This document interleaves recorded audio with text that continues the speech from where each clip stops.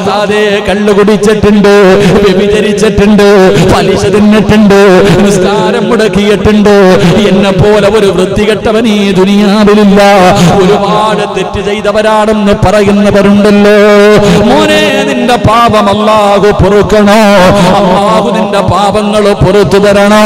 റസൂലുള്ളാഹി തങ്ങൾ പറയുകയാ, ഒന്ന് രാത്രിയുടെ നിശബ്ദതയിൽ എഴുന്നേറ്റൊന്ന് നിസ്കരിക്കാൻ പറ്റുമോ? ആരും കാണാതെ പാതിരാത്രി എഴുന്നേറ്റ് നിസ്കരിച്ചിട്ട് പടച്ച റബ്ബിന്റെ മുന്നിലേക്ക് തന്റെ ഇരുകരങ്ങൾ ഉയർത്തിയിട്ട് അവിടെ നിന്ന് കരഞ്ഞു ദുആ ചെയ്താ നിന്റെ പാപം അല്ലാഹു പുറത്തു തരുമെന്ന് ആദരവായ പ്രവാചകൻ നബി മുഹമ്മദ് മുസ്തഫ സല്ലല്ലാഹു അലൈഹി വസല്ലമ തങ്ങൾ പറയുമ്പോ നാലാമത്തെ പ്രതിഫലം എന്താ? ഇന്ന് മുതൽ തുടങ്ങിക്കോ, ഇന്ന് മുതൽ തുടങ്ങിക്കോ.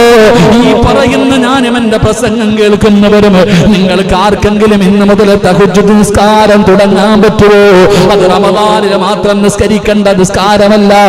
ജീവിതത്തിൽ രോഗങ്ങളും കടങ്ങളും പ്രയാസങ്ങളും പ്രതിസന്ധികളും മരണങ്ങളും വരുമ്പോ മാത്രം നിസ്കരിക്കാറുള്ള നിസ്കാരമല്ല.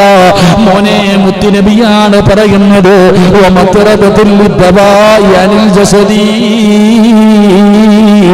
ഏതെങ്കിലും ഒരു മനുഷ്യന് തഹജ്ജുദ് നിസ്കരിച്ചാൽ, ഏതെങ്കിലും ഒരു മനുഷ്യന് തഹജ്ജുദ് നിസ്കരിച്ചാ അല്ലാഹു അവന് കൊടുക്കുന്ന നാലാമത്തെ പ്രതിഫലം റസൂലുള്ളാഹി തങ്ങൾ പറയുകയാ, വലിയ വലിയ രോഗങ്ങളുണ്ടല്ലോ, ക്യാൻസർ എന്ന് പറയുന്ന രോഗമുണ്ടല്ലോ, ട്യൂമർ എന്ന് പറയുന്ന രോഗമുണ്ടല്ലോ, കിഡ്നി തകരുന്ന രോഗമുണ്ടല്ലോ, ശരീരം തളർന്നു പോകുന്ന രോഗമുണ്ടല്ലോ, കിടന്ന കിടപ്പിൽ കിടന്ന് മലമൂത്ര വിസർജനം നടത്തുന്ന രോഗമുണ്ടല്ലോ, സമ്പാദിച്ചത് മുഴുവനും വിറ്റ് ചികിത്സിച്ചാൽ മാറാത്ത രോഗങ്ങളുണ്ടല്ലോ. അല്ലാഹു നിന്നെ ആ രോഗങ്ങളിൽ നിന്ന് സംരക്ഷിക്കുമെന്ന് ആദരവായ പ്രവാചകൻ നബി മുഹമ്മദ് മുസ്തഫ സല്ലല്ലാഹു അലൈഹി വസല്ലം. അല്ലാഹു ഈമാൻ തരുമാറാകട്ടെ. രാത്രി നിസ്കരിച്ചാൽ കിട്ടുന്ന നാലാമത്തെ പ്രതിഫലം എന്താ? ഒന്ന്, അത് അല്ലാഹുവിന്റെ അടുക്കലേക്ക് അല്ലാഹുവുമായിട്ട് അടുക്കാൻ കഴിയും. ശരിയാ, പകല് നിസ്കരിച്ചാൽ അത് കിട്ടൂല, രാത്രി നിസ്കരിച്ചാൽ അല്ലാഹുവുമായിട്ടൊരു ബന്ധം. രണ്ട്, എടാ നീ എത്ര വൃത്തികെട്ടവനാണെങ്കിലും നിസ്കരിക്കാൻ തുടങ്ങിക്കഴിഞ്ഞാൽ നീ കള്ളു കുടിക്കണമെന്ന് വിചാരിച്ചാലും പറ്റൂല, അള്ളാഹ് നിന്നെ രക്ഷപ്പെടുത്തും. ഒരു പെണ്ണ് വിളിച്ചിട്ട് വാ ഞാൻ തരാം, പോടാ, അള്ളാഹു നിന്നെ രക്ഷിക്കും, അള്ളാഹു നിന്നെ സംരക്ഷിക്കുമെന്ന് നബിയുനാ റസൂലുള്ളാഹി.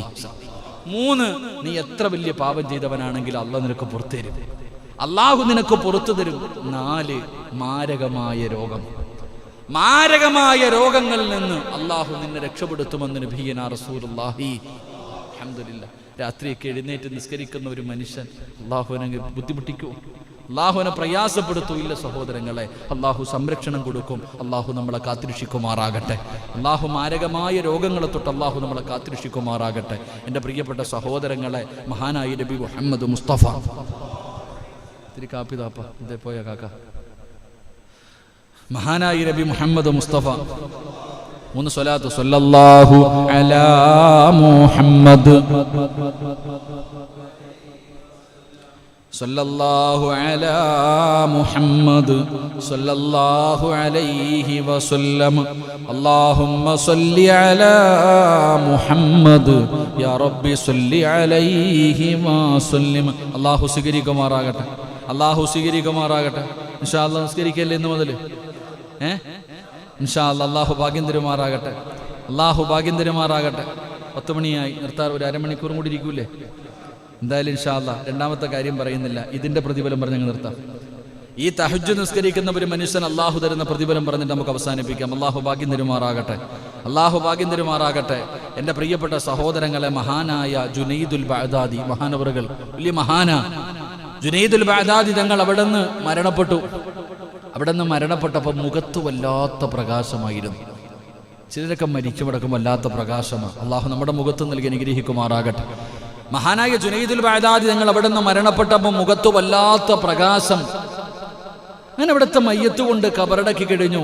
ശിഷ്യന്മാര് ഉസ്താദിനെ ഒന്ന് സ്വപ്നം കാണണമെന്ന് വലിയ ആഗ്രഹം.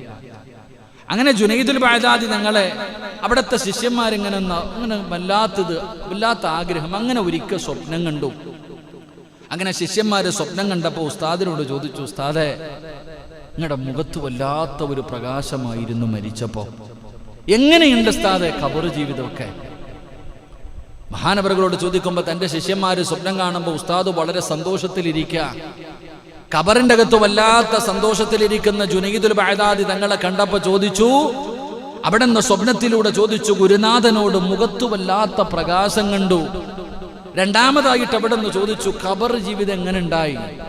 മഹാനായ ജുനൈദുൽ ബഅദാദി തങ്ങൾ അവിടെ നിന്ന് പറയുകയാണ്, അവിടെ നിന്ന് പറഞ്ഞു കൊടുത്ത കാര്യം എന്തെന്നറിയുമോ?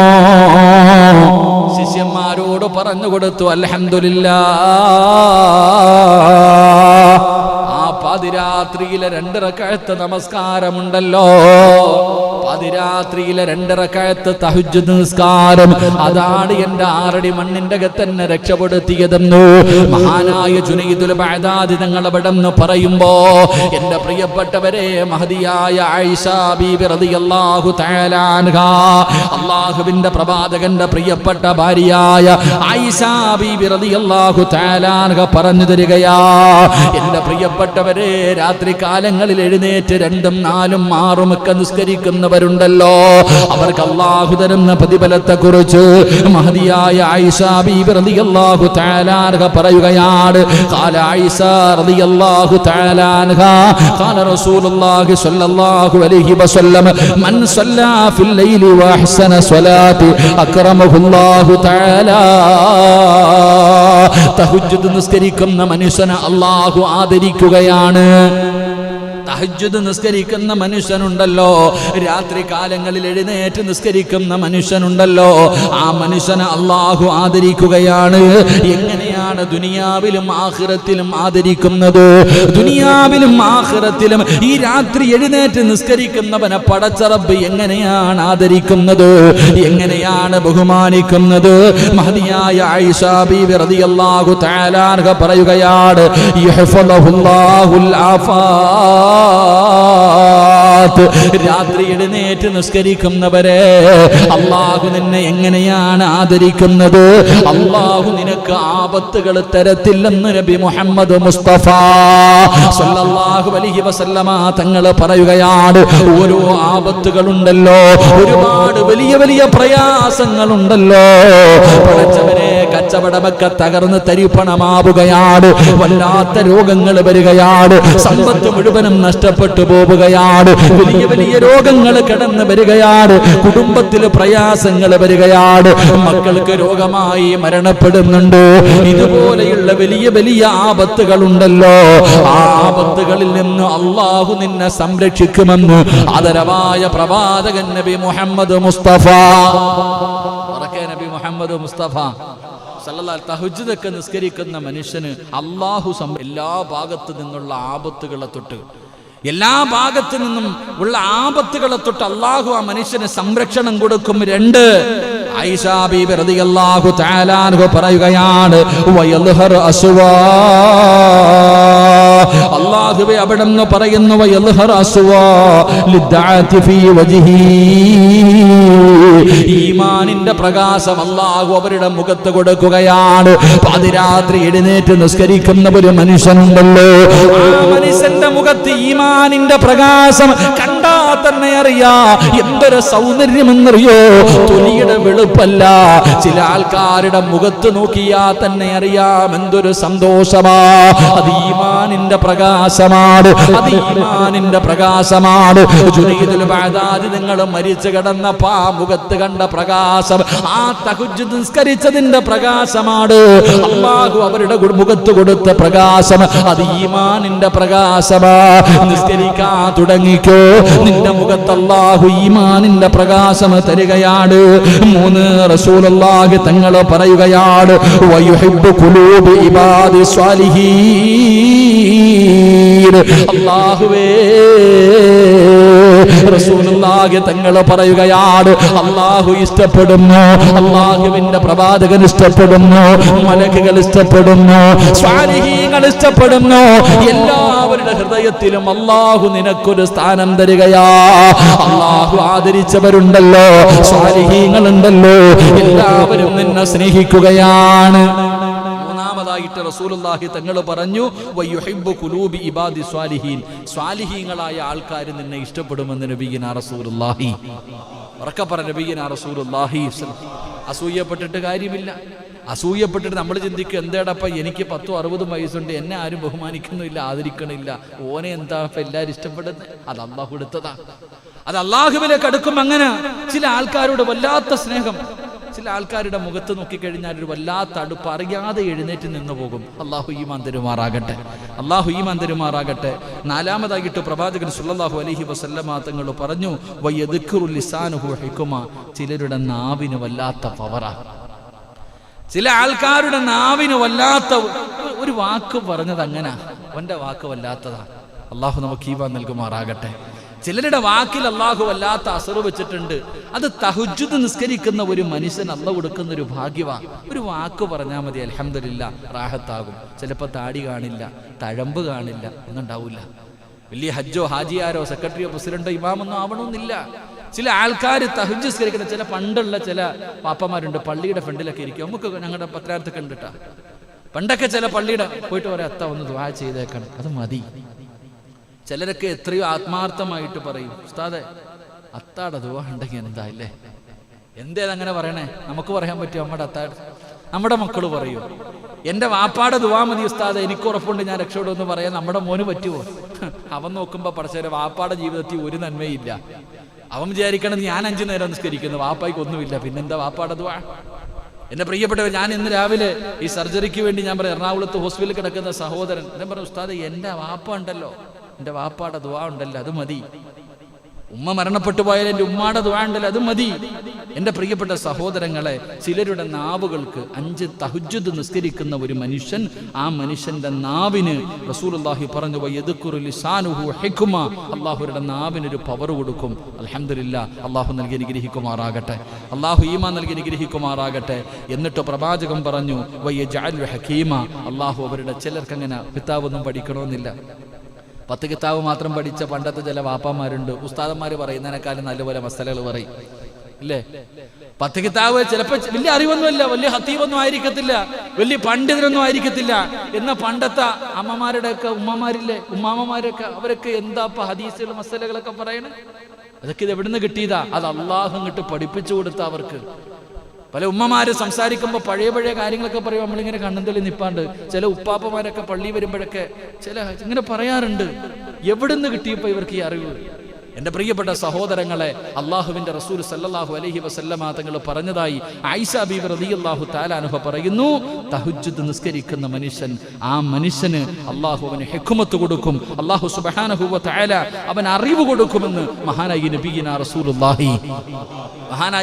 റസൂലുള്ളാഹി സല്ലല്ലാഹു അലൈഹി വസല്ലമ തങ്ങൾ പറയുമ്പോൾ 5 കാര്യങ്ങളാണിത് ദുനിയാവിൽ കിട്ടുന്നതാണ്. 1, അല്ലാഹു സുബ്ഹാനഹു വ തആല എല്ലാ ആപത്തുകളിൽ നിന്ന് അവനെ രക്ഷിക്കുകയാണ്. 2, അവന്റെ മുഖത്ത് നോക്കിയാൽ തന്നെ ഈമാനിന്റെ പ്രകാശം കാണാം. 3, റസൂലുള്ളാഹി തങ്ങൾ പറയുകയാ, എല്ലാവരും അവനെ ഇഷ്ടപ്പെടുകയാണ്, എല്ലാവരും അവനെ സ്നേഹിക്കുകയാണ്, എല്ലാവരും അവനെ ആദരിക്കുകയാണ്. അവന് പൈസ കൊടുക്കണ്ട, ഇലക്ഷന് നിൽക്കണ്ട, ഫ്ലക്സ് അടിക്കണ്ട, ഒന്നും ചെയ്യാതെ തന്നെ എല്ലാവരും അവനെ ഇഷ്ടപ്പെടുന്നു. കാരണം അവനെ അല്ലാഹ് ഇഷ്ടപ്പെട്ടതാണ്. 4മതായിട്ട് പറയുന്നു, അവരുടെ നാവുകൾക്ക് വല്ലാത്ത അസറാണ്, അവരുടെ നാവുകൾക്ക് വല്ലാത്ത ശക്തിയാണ്. 5മത് ദുനിയാവിൽ കിട്ടുന്ന പ്രതിഫലമാണ്, അല്ലാഹു അവന് അറിവ് കൊടുക്കുകയാ. മസലകളൊക്കെ പറയാനുള്ള അറിവ് അല്ലാഹു തന്നെ കൊടുക്കുകയാണ്. റസൂലുള്ളാഹി തങ്ങൾ പറയുകയാ, ഇനി മരണത്തിന് ശേഷമാണ് പ്രതിഫലം ഇരിക്കുന്നത്. ഇത് ദുനിയാവിലെ പ്രതിഫലമാണ്, ഇത് ദുനിയാവിലെ പ്രതിഫലമാണ്. ഇനിയുള്ള പ്രതിഫലം എന്തെന്നറിയുമോ? ഇനി മരണത്തിന് ശേഷമുള്ള പ്രതിഫലമാ. ആയിഷ യഹ്ശറു മിൻ ഖബരി അബിയൽ വജ്ഹി. നാളെ പടച്ച റബ്ബിന്റെ പരലോകത്തേക്ക് ഖബറിന്റെ അകത്ത് നിന്ന് എഴുന്നേറ്റ് വരുമ്പോ മുഖത്ത് വല്ലാത്ത പ്രകാശമാ,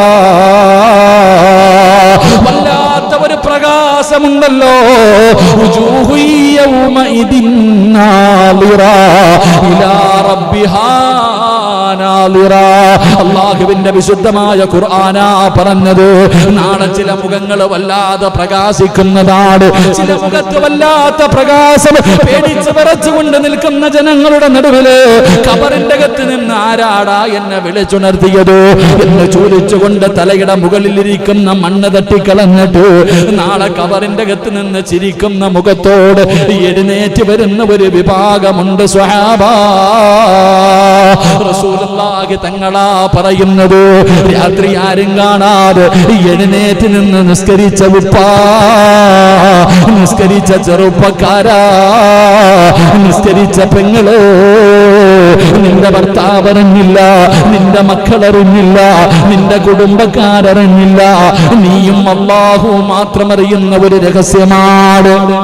ആ രാത്രി എഴുന്നേറ്റ് നിസ്കരിച്ച നീ ഉണ്ടല്ലോ, നാളെ പരലോകത്തേക്ക് വരുമ്പോ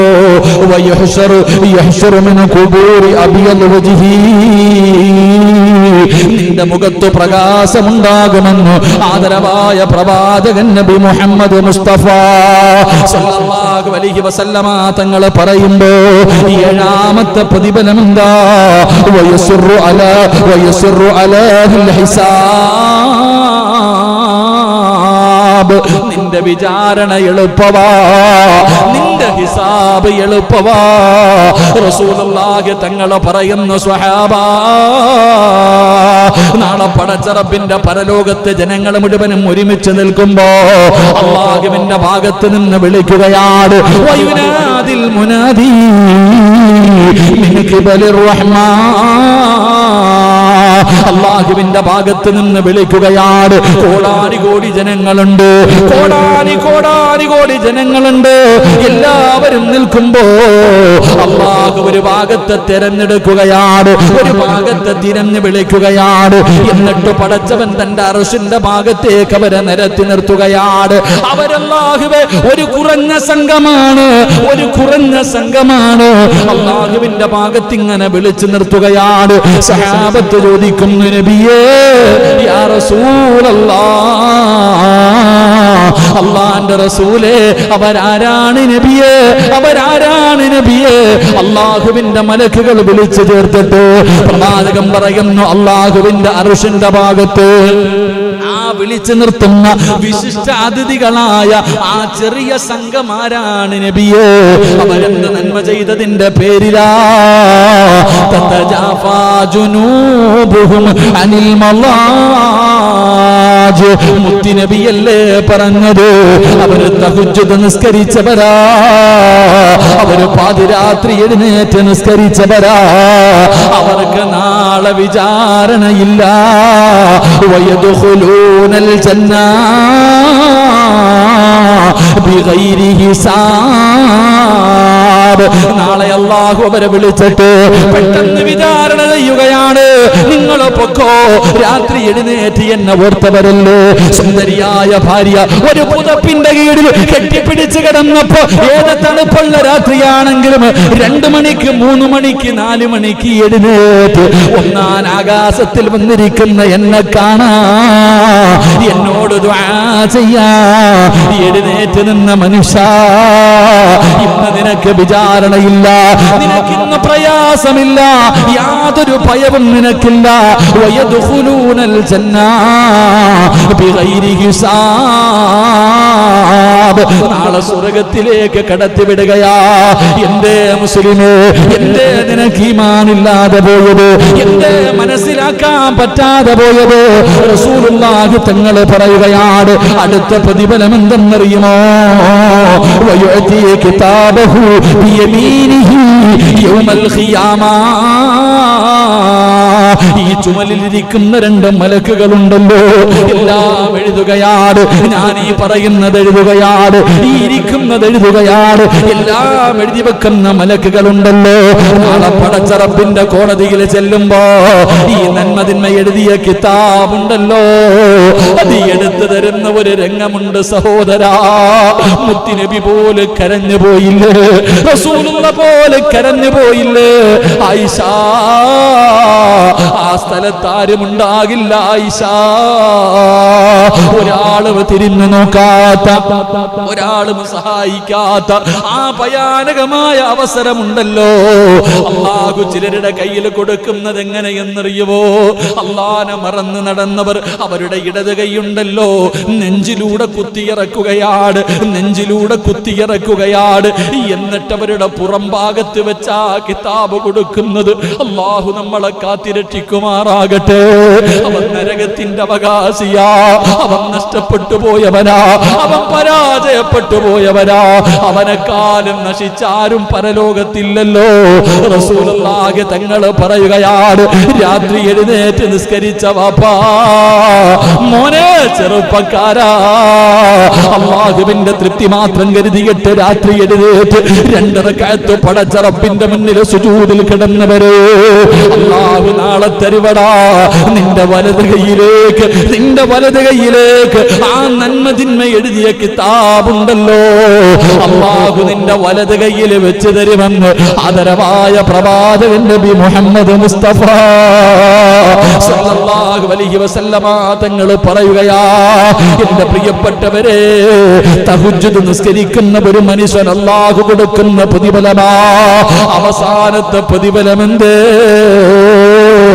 റസൂലുള്ളാഹി തങ്ങൾ പറയുകയാണ്, വയമുറു അലസ്വിറാത്ത്. മഴ പെയ്യുമ്പോ നീ ആകാശത്ത് നോക്കിയിട്ടുണ്ടോ? മഴ പെയ്യുന്ന സമയത്ത് ഇടിയും മഴയും ഒക്കെ പെയ്യുമ്പോ ആകാശത്ത് ഇങ്ങനെ ഒരു പ്രകാശം കാണാ. ഒരു മിന്നലടിക്കുന്നത് പോലെ, ഒരു മിന്നലടിക്കുന്നത് പോലെ ഒരു പ്രകാശം ഞാനും നിങ്ങളും കാണുമല്ലോ. റസൂലുള്ളാഹി തങ്ങൾ പറയുകയാണ്, തഹജ്ജുദ് നിസ്കരിക്കുന്ന മുസ്ലിമേ, നാളെ പടച്ച റബ്ബിന്റെ പരലോകത്ത് നരകത്തിന്റെ മുകളിലൂടെ വലിച്ചു കെട്ടിയിരിക്കുന്ന അല്ലാഹുവിന്റെ അദാബ് കൊണ്ട് നിറച്ച സിറാത്ത് എന്ന് പറയുന്ന പാലമുണ്ടല്ലോ. അല്ലാഹുവേ, ജനങ്ങൾ അതിനകത്ത് നിന്ന് നരകത്തിലേക്ക് വീഴുകയാണ്, നരകത്തിന്റെ കൊളുത്തുകൾ വന്ന് കൊണ്ടുപോവുകയാണ്. ആ സിറാത്ത് എന്ന് പറയുന്ന ഭയാനകമായ അദാബുകൾ കൊണ്ട് നിറച്ച നരകത്തിന്റെ മുകളിൽ വെച്ച് കെട്ടിയിരിക്കുന്ന പാലം, ആ പാലത്തിന് വല്ലാത്ത നീളമാണ്, അതിന് വല്ലാത്ത ഇരുളാണ്, അതിന് വല്ലാത്ത മൂർച്ചയാണ്, അതിന് വല്ലാത്ത വഴിവഴുപ്പാട്. അത് കടക്കാൻ കോടാനുകോടി വർഷങ്ങൾ എടുക്കുന്നവരുണ്ട്, അതിനകത്തുകൂടെ നടക്കുന്നവരുണ്ട്, അതിനകത്തുകൂടെ പറക്കുന്നവരുണ്ട്, അതിനകത്തുകൂടെ ഇടയുന്നവരുണ്ട്. അല്ലാഹുവേ, കണ്ണടച്ച് തുറക്കുന്നതിന് മുമ്പ്, കണ്ണടച്ച് തുറക്കുന്നതിന് മുമ്പ് അതിലൂടെ കടന്നു പോകുന്നവരുണ്ട്. റസൂലുള്ളാഹി പറയുന്നു, ആയിഷ ബീവി പറയുകയാണ്, തഹജ്ജുദ് നിസ്കരിക്കുന്ന മുസ്ലിമേ, ഇടിയും മഴയും വരുമ്പോ ആകാശത്ത് മിന്നൽ കാണുന്നത് പോലെ നാളെ നീ സിറാത്ത് കിടക്കുമെന്ന് ലോകത്തിന്റെ നേതാവ് നബി മുഹമ്മദ് മുസ്തഫ. അല്ലാഹുവേ, ഞങ്ങൾക്ക് നമസ്കരിക്കാനുള്ള ഭാഗ്യം തരണേ അല്ലാ. സിറാത്ത് എന്ന് പറയുന്ന പാലം കടക്കാനുള്ള ഭാഗ്യവാ. അല്ലാഹുവേ, 10ാമത്തെ പ്രതിഫലം എന്തെന്നറിയോ? 10ാമത്തെ പ്രതിഫലം എന്തെന്നറിയോ? അല്ലാഹുവിന്റെ സ്വർഗ്ഗമുണ്ടല്ലോ, ഒരു കണ്ണും കാണാത്ത, ഒരു മനുഷ്യനും പ്രവചിക്കാൻ കഴിയാത്ത, ഒരു മനുഷ്യനും പറഞ്ഞു തരാൻ കഴിയാത്ത, എത്ര വലിയ എഞ്ചിനീയറിനും പറയാൻ കഴിയാത്ത അല്ലാഹുവിന്റെ അനുഗ്രഹങ്ങൾ കൊണ്ട് നിറച്ച സ്വർഗ്ഗമുണ്ടല്ലോ. ആ സ്വർഗ്ഗപ്രവേശനമാ. നീ സ്വർഗ്ഗത്തിന്റെ അവകാശിയാ. ഈ സദസ്സിൽ ഇരുന്നു കൊണ്ട് നിസ്കരിക്കുന്നവരാണെന്ന് കൈവക്കിയ മുസ്ലിമേ, നീ അല്ലാഹുവിന്റെ സ്വർഗ്ഗത്തിന്റെ അവകാശിയാ. നിലനിർത്തിക്കോ, മുടക്കല്ലേ, മുടക്കല്ലേ. മരിക്കുന്ന ദിവസവും തഹജ്ജുദ് നിസ്കരിച്ചിട്ട് അല്ലാഹുവിന്റെ തൃപ്തിയും പൊരുത്തവും കിട്ടിയിട്ട് പുഞ്ചിരിക്കുന്ന മുഖത്തോടെ മയ്യത്ത് കാണാൻ വരുന്നവർ മുഴുവനും കൊതിപ്പിക്കുന്ന രീതിയില് മയ്യത്ത് കാണാൻ വരുന്നവര് മുഖത്തിട്ടിരിക്കുന്ന തുണി ഉയർത്തി നോക്കുമ്പോ അവന്റെ മുഖത്ത് നോക്കി ചിരിക്കണ്ടേ വാപ്പാ? ചിരിക്കണ്ടേ ചെറുപ്പക്കാരാ, മോനെ ചിരിക്കണ്ടതപ്പടാടാ. മരിച്ചു കിടക്കുന്ന സമയത്ത് നിന്റെ ഭാര്യയും നിന്റെ മക്കളും നിന്റെ കൂടപ്പുറപ്പും നിന്റെ കുടുംബക്കാര് കാണാൻ വരുന്നവർ കരയുന്ന ദിവസം ആ വെള്ളത്തുണിയുടെ അടിയിൽ കിടന്ന് ചിരിക്കണം മോനെ. അപ്പോഴാണ് ചിരിക്കേണ്ടത്. അല്ലാഹു അതിനുള്ള ഭാഗ്യം നൽകുമാറാകട്ടെ. അല്ലാഹു അതിനുള്ള ഭാഗ്യം നൽകി അനുഗ്രഹിക്കുമാറാകട്ടെ. കൊച്ചുകുട്ടികൾ വീട്ടിൽ നമ്മളൊക്കെ പോകുമ്പോൾ ചെറിയ കുട്ടികൾ നമ്മളെ കളിപ്പിക്കാൻ വേണ്ടി പോയി പുതപ്പ് തലയുടെ മുകളിൽ ഇട്ടിട്ട് ഒളിച്ചിരിക്കും. ചെറിയ മക്കൾ, അല്ലാഹു നമ്മുടെ മക്കളെ സ്വാലിഹീങ്ങളാക്കി തരുമാറാകട്ടെ. 3 സ്വലാത്ത് സ്വല്ലല്ലാഹു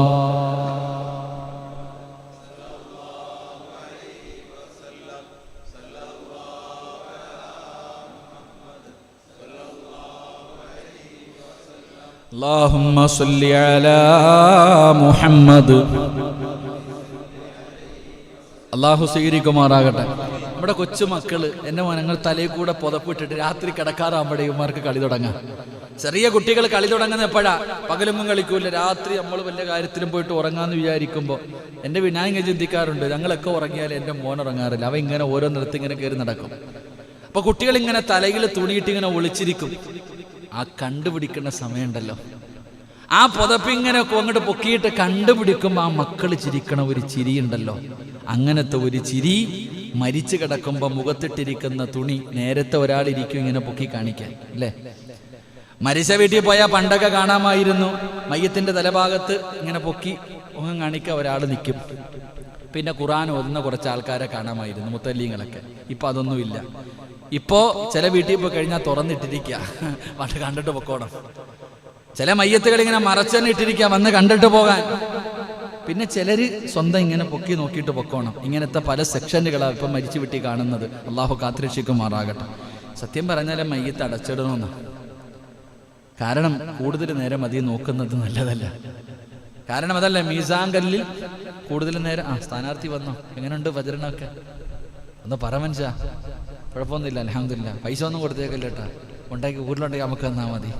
സ്ഥാനാർത്ഥിമാരൊക്കെ ഇപ്പം ഇനിയിപ്പോൾ ഇന്ന് ഈ ലാസ്റ്റ് സമയമായി കഴിയുമ്പോൾ വീട് കയറി പൈസ കൊടുക്കുമെന്നൊക്കെ പറയണ പോലെ കൂടുതലുണ്ടെങ്കിൽ നമുക്ക് തിരി തന്നാൽ മതി ഇൻഷാ അല്ലാഹ്. പള്ളിക്കൊക്കെ പൈസ എന്തിനാ ഷാജിക്ക? ശരി, അൽഹംദുലില്ലാ. മീസാൻ കല്ലിൽ അധിക നേരം നോക്കാവോ? വെടി കൊണ്ടതുപോലെ ഇരിക്കണ പറ. മീസാൻ കല്ലിൽ കൂടുതൽ നേരം നോക്കാൻ പാടുണ്ടോ? ചിലരൊക്കെ ഇങ്ങനെ നിന്നിട്ട് ആമിനാത്ത 65 വയസ്സ് 1960, അബൂബക്കർ 1980 വായിക്കാറുണ്ടല്ലേ? മീസാൻ കല്ലിൽ ഒരുപാട് നേരം നോക്കാൻ പാടില്ലെന്ന് മറവി ഉണ്ടാകുമെന്ന് തഴൂസാന്റെ ബൈത്തി കാണാം. അള്ളാഹു കാത്തുരക്ഷിക്കുമാറാകട്ടെ. അള്ളാഹു കാത്തുരക്ഷിക്കുമാറാകട്ടെ. അതാ ഉസ്താദെ ഞാൻ പള്ളിപ്പറമ്പിൽ പോലും പോകാത്തതെന്നാണ് ചിന്തിക്കുന്ന ചില ആൾക്കാർ. ഇതുകൊണ്ടാണ് ഞാൻ അങ്ങോട്ട് പോകാത്തതെന്ന് ചിന്തിക്കുന്നവരുണ്ട്. ഈ അടുത്തൊരാൾ പറഞ്ഞ് ഞാൻ പള്ളിക്കറമ്പിൽ പോകാത്തത് അവിടെ കിടക്കണ ആരെങ്കിലും കൂടെ കയറി വന്നാലോ ഒന്ന് പേടിച്ചിട്ടാണ്. അങ്ങനെയുണ്ട്, ശരിയല്ലേ? ചിലപ്പോൾ അവിടെ കിടക്കണ ആരെങ്കിലും കൂടെ വന്നാൽ ഞാൻ ഈ ബംഗാളികളോട് പറഞ്ഞു കൂടുതൽ അങ്ങോട്ട് പോയിരുന്നു വഴുതു പറയേണ്ടാന്ന്. ഇവരെല്ലാവരും ഫോൺ വിളിക്കണത് ആ സൈഡിൽ പോയിരുന്നു. ഞാൻ പറഞ്ഞിട്ടാ മക്കളെ അവരുടെ കൂട്ടത്തിൽ മലയാളം അറിയുന്ന ഒരുത്തരുണ്ട്, അവൻ്റെ അടുത്ത് ഞാൻ പോയിട്ട് പറഞ്ഞു ഫോൺ വിളിക്കണേ അങ്ങോട്ടും ഇങ്ങോട്ടൊക്കെ മാറിയിരുന്ന് വിളി, വീഡിയോ കോൾ വിളിക്കണമെന്നുണ്ട്. അവിടെ ഇരുന്നിട്ടാ എവിടെ കബറിന്റെ മുന്നിൽ അവ ഇരിക്കുന്നത് കബറിന്റെ മുകളിലാ. അവിടെ ഇരുന്നിട്ട് എന്ത് വിളിക്കണേ? അവൻ എന്ത് കബറില്ലേ?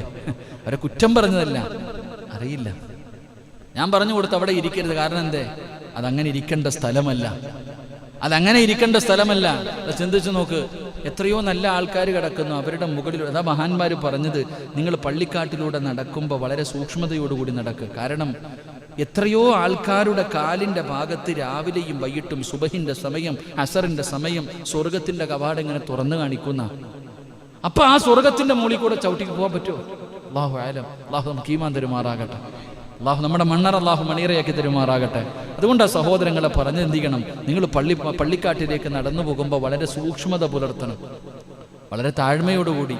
അള്ളാഹു കബറും കാട്ടി കിടക്കുന്നവർക്കൊക്കെ അള്ളാഹു പുറത്തു കൊടുക്കുമാറാകട്ടെ. അള്ളാഹു പുറത്തു കൊടുക്കുമാറാകട്ടെ.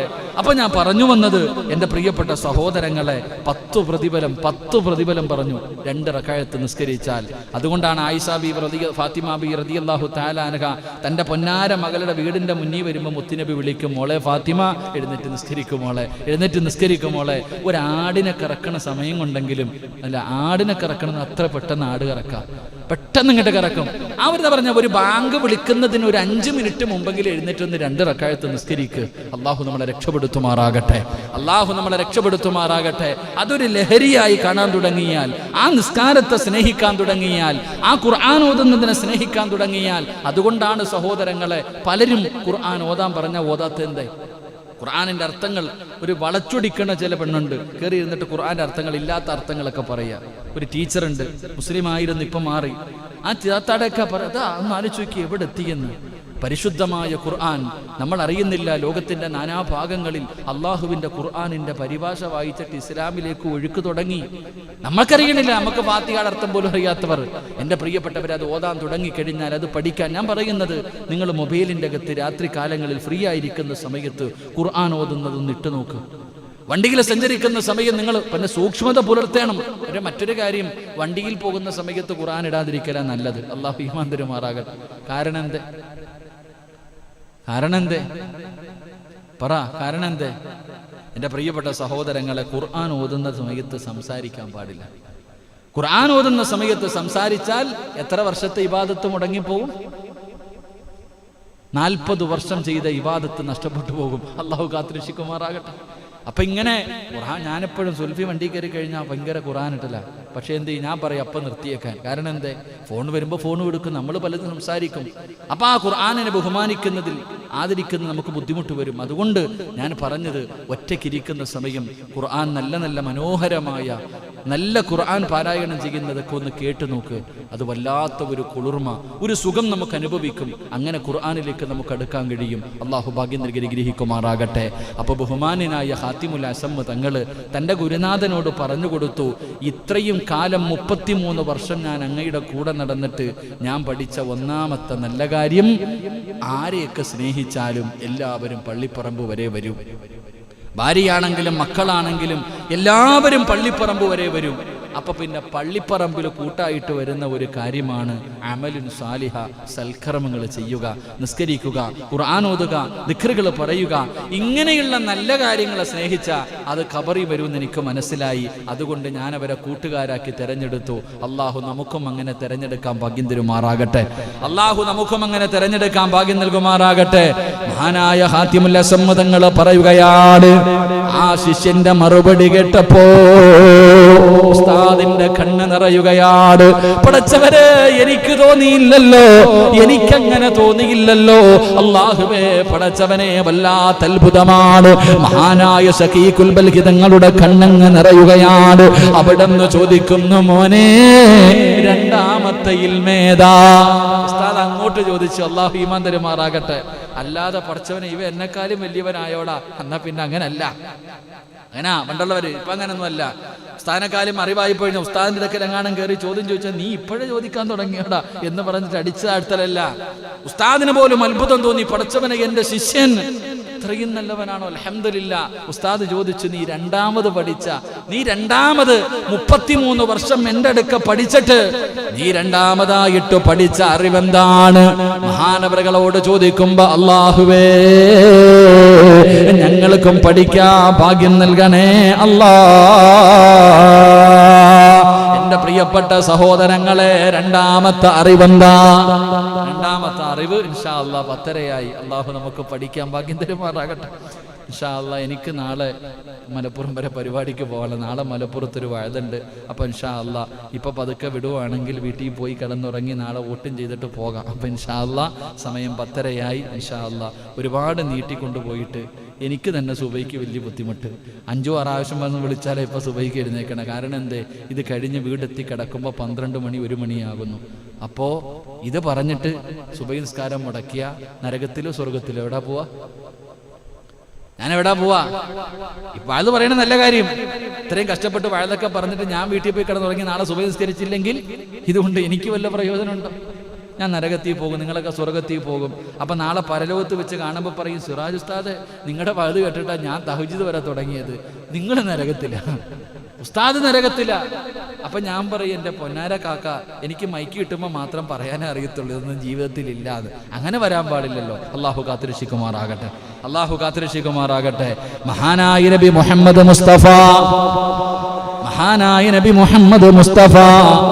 സല്ലല്ലാഹു അലൈഹി വസല്ലമ തങ്ങൾ പറയുകയാണ്, അല്ലാഹുവിന്റെ പ്രവാചകൻ എവിടെന്ന് പറയുകയാണ്, രണ്ട് വാചകങ്ങൾ മുത്തുനബി എവിടെന്ന് പഠിപ്പിച്ചു തന്നു. ഒന്നാമത്തെ വാചകം ആരെങ്കിലും പറഞ്ഞാൽ അത് അല്ലാഹുവിന്റെ അർശിന്റെ മുന്നിലേ പിന്നെ നിൽക്കാറുള്ളൂ. അല്ലാഹുവിന്റെ അർശിന്റെ മുന്നിലേ നിൽക്കാറുള്ളൂ. ഏത് വാചകമെന്നറിയുമോ? ലാ ഇലാഹ ഇല്ലല്ലാഹ്. നാവ് കൊണ്ട് അധികമായി പറഞ്ഞു പഠിച്ചോ. ഓർമ്മ വേണ്ടേ? മരിക്കുന്ന സമയത്ത് പറയാൻ നിനക്ക് ഓർമ്മ വേണ്ടേ? അല്ലാഹു അതിനുള്ള ഭാഗ്യം നൽകുമാറാകട്ടെ. രണ്ടാമതായിട്ട് അല്ലാഹുവിന്റെ പ്രവാചകം പറയുകയാണ്, തംലഉ മാ ബൈന സമാഇ വൽ അർള്.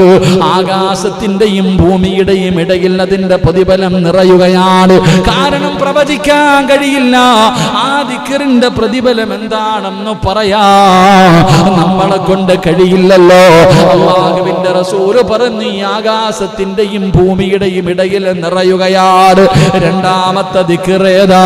അല്ലാഹു പഠിക്കാനുള്ള ഭാഗ്യം നൽകുമാറാകട്ടെ. അല്ലാഹു പഠിക്കാനുള്ള ഭാഗ്യം നൽകുമാറാകട്ടെ. അപ്പൊ ഇൻഷാ അല്ലാഹ് ഇന്ന് പഠിച്ച ഒരു ദിക്ർ ഏതാ? പറയുവോ? അതോ മറ്റേ ചങ്ങാതി തെങ്ങിന്റെ മുകളിൽ കയറിയതുപോലെ ആകത്തില്ലല്ലോ. ഇൻഷാ അല്ലാഹ് അല്ലാഹു ജീവിതത്തിൽ ചെയ്യാൻ ഭാഗ്യം തരുമാറാകട്ടെ. ഇത് നിങ്ങൾക്ക് പറഞ്ഞു തന്ന് നിങ്ങൾ ആരെങ്കിലും പറഞ്ഞാൽ എനിക്ക് സ്വർഗത്തിൽ പോകാൻ പറ്റും, അതാ ഞാൻ ഇതിങ്ങനെ പറയണേ. അള്ളാഹു പഠിക്കാൻ ഭാഗ്യം തരുമാറാകട്ടെ. രണ്ട് അള്ളാഹുവിന്റെ റസൂൽ അവിടെന്ന് പറയുകയാണ്, ആകാശത്തിന്റെയും ഭൂമിയുടെയും ഇടയിൽ നന്മ നിറയ്ക്കുന്ന രണ്ടാമത്തെ ദിക്ർ ഏതെന്നറിയുമോ? അല്ലാഹു അക്ബർ. റസൂലുള്ളാഹി തങ്ങൾ പറയുകയാ, ലാ ഇലാഹ ഇല്ലല്ലാഹു വല്ലാഹു അക്ബർ. ഒരുമിച്ച് പറയാൻ കഴിയുന്ന ദിക്റാണ്. ഈ ദിക്റിന്റെ പ്രതിഫലം പറയാൻ നമുക്കാർക്കും കഴിയില്ല. കാരണം ആകാശത്തിന്റെയും ഭൂമിയുടെയും ഇടയിൽ അതിന്റെ നന്മ ഇങ്ങനെ നിൽക്കുമെന്ന് നബി മുഹമ്മദ് മുസ്തഫ സല്ലല്ലാഹു അലൈഹി വസല്ലമ തങ്ങൾ അവിടെ നിന്ന് പറയുമ്പോ, എന്റെ പ്രിയപ്പെട്ടവരെ, ദിക്റുകൾ അധികമായി പറയണേ, ദിക്റുകൾ അധികമായിട്ട് പറയണേ. ഒരുപാട് പ്രതിഫലം കിട്ടുന്ന ദിക്റുകളുണ്ട്. മഹാനായ നബി മുഹമ്മദ് മുസ്തഫ സല്ലല്ലാഹു അലൈഹി വസല്ലം അല്ലാഹുവിന്റെ റസൂൽ പറയുകയാണ്, മഹാനായ പ്രവാചകൻ മിഅ്റാജിന്റെ രാത്രിയിൽ അല്ലാഹുവിന്റെ റസൂൽ സ്വർഗ്ഗത്തിൽ പോയല്ലോ, അല്ലാഹനെ കാണാൻ പോയല്ലോ. ആ കാണാൻ പോകുന്ന സമയത്ത് മുഖറബുൽ അംലാക് മലക്ക് ജിബ്രീൽ അലൈഹിസ്സലാമിന്റെ കൂടെ ഇങ്ങനെ മുത്തുനബി പോകുമ്പോ മഹാനായ ഖലീലുല്ലാഹി ഇബ്രാഹിം നബി അലൈഹിസ്സലാമിന്റെ അടുക്കലൂടെ കടന്നു പോവുകയാണ്. ആ സമയത്ത് ഇബ്രാഹിം നബി ചോദിക്കുന്നു, ജിബ്രീലേ, കൂടെ ആരാവുള്ളത്? മഹാനായ ഇബ്രാഹിം നബി അലൈഹിസ്സലാം ചോദിക്കുമ്പോ അവിടെന്ന് പറഞ്ഞു, നബിയേ, മുഹമ്മദുർ റസൂലുള്ളാഹ്. അല്ലാഹുവേ, അവസാന പ്രവാചകനായ മുഹമ്മദ് നബിയാണ്. അല്ലാഹുവിന്റെ റസൂലിനെ കണ്ടപ്പോ ഇബ്രാഹിം നബി വിളിച്ചു, നബിയേ. ഇബ്രാഹിം നബി വിളിക്കുകയാണ്. മുത്തുനബിയെ വിളിച്ചിട്ട് പറയുന്നു, നബിയേ, അങ്ങയുടെ ദാസന്മാരോട്, അങ്ങയുടെ സമുദായത്തിനോട് സ്വർഗ്ഗത്തിൽ മരം നടാ പറയണേ നബിയേ. അല്ലാഹുവേ, ഇബ്രാഹിം നബി പറയുകയാ, മിഅ്റാജിന്റെ യാത്രയിൽ ഇബ്രാഹിം നബി മുത്തുനബിയോട് പറഞ്ഞു കൊടുക്കുകയാണ്, അങ്ങയുടെ സമുദായത്തോട് പറയണം, അല്ലാഹുവിന്റെ സ്വർഗ്ഗത്തിൽ ഒരുപാട് മരം നടാൻ. അല്ലാഹുവിന്റെ സ്വർഗ്ഗത്തില് ഒരുപാട് മരം നടാൻ അങ്ങയുടെ സമുദായത്തോട് പറഞ്ഞു കൊടുക്കണം നബിയേ. അല്ലാഹുവിന്റെ പ്രവാചകം ചോദിച്ചു, എങ്ങനെയാ സ്വർഗ്ഗത്തിൽ മരം നടാൻ പറ്റുന്നത്? എങ്ങനെയാണ്? ഇബ്രാഹിം നബി പറഞ്ഞു കൊടുക്കുകയാ, അല്ലാഹുവിന്റെ ഖലീലായ ഇബ്രാഹിം നബി മുത്തുനബിയോട് പറഞ്ഞു കൊടുത്ത ഒരു ദിക്റുണ്ട്.